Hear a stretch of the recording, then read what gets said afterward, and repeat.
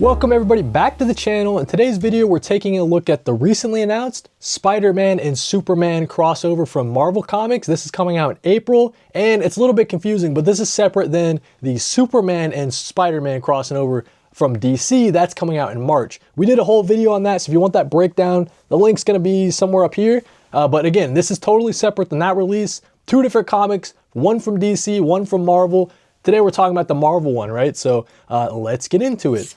It says that Marvel's web-slinging web crawler joins forces with DC's Man of Tomorrow in the new Spider-Man and Superman crossover comic. So we had a feeling that this was coming once DC announced their side of the crossover, but let's take a look at some of the stories that it's going to include, some of the creative teams that it's going to include, and we're going to take a look at the variant covers as well at the very end. The lead story is from writer Brad Meltzer. It's his first full-length Marvel Comics story, and it's going to be drawn by Marvel's most acclaimed artist right now, Pepe Larraz. So we know that Pepe is over on the main Amazing Spider-Man title.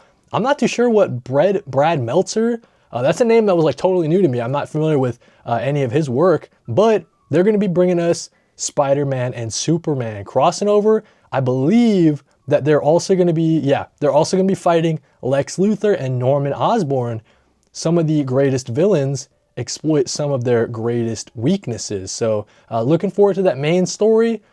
I think that the idea of Superman and Spider-Man crossing over, that's more appealing to me than Batman and Deadpool. I'm not really a Deadpool guy, so that one didn't really do it for me in that regard.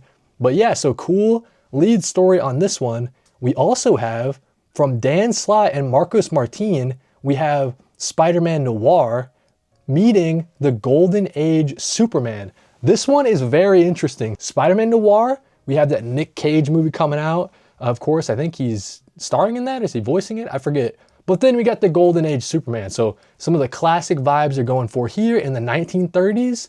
And looking forward to Dan Slott and Marcos Martin bringing us that story. If you guys aren't familiar with Marcos Martin, he did a series with Ed Brubaker called Friday. So he did the art in this. So I really love Marcos Martin's art style. I think Marcos Martin also did the art for the Absolute Mr. Freeze stuff in the recent Absolute Batman series. I could be wrong. Maybe it was the Absolute Year One stuff. I forget. But moving right along, we also have Jeff Johns teaming up with Gary Frank. So they do tons of great stuff over at Ghost Machine. That's the team behind Geiger. You guys know Geiger's my boy. So Jeff Johns, Gary Frank, they're bringing us the Super Family and the Spider Family against each other at the summons of Mysterio, but is their true foe and ally out of control.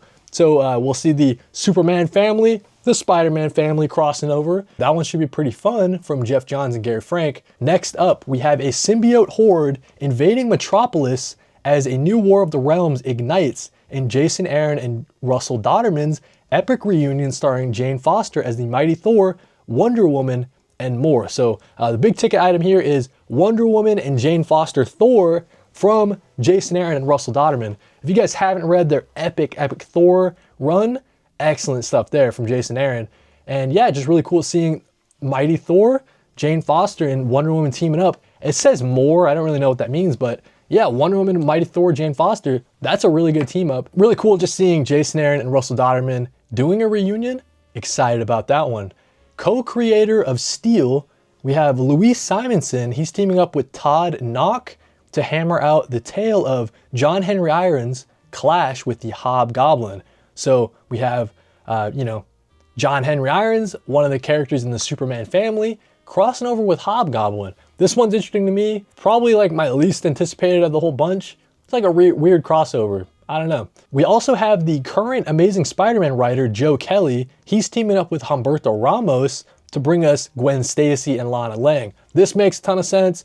Both of the kind of like second ladies, or however you would put it, or maybe the first ladies, I guess, technically, right? Because Superboy having a thing with Lana Lang before he went to Metropolis and met Lois Lane, right? So kind of the first loves in this story here from Joe Kelly and Humberto Ramos. Humberto Ramos killing it over on the Fantastic Four title with Ryan North. He's been on this volume, I believe, as the main artist, and he's been killing it. So that'll be pretty interesting. Gwen Stacy and Lana Lang. Last one that they have here is Spider-Man Miles Morales. He's teaming up with Superman, just straight up Superman, from Brian Michael Bendis and Sarah Pacelli. So characters that are very familiar with the Miles Morales character, right? Teaming up with just straight Superman, so that'll be interesting to see. Brian Michael Bendis making his grand return to Marvel, of course, and bringing us some Miles Morales content. So that's pretty interesting. Kind of interesting on that one, how it's not, I don't know, like a Superman legacy character, right? You know, like if it was Miles Morales Spider-Man, but then it was also, I don't know, like John Kent Superman or something like that, but they're just going for straight up Superman and Miles Morales.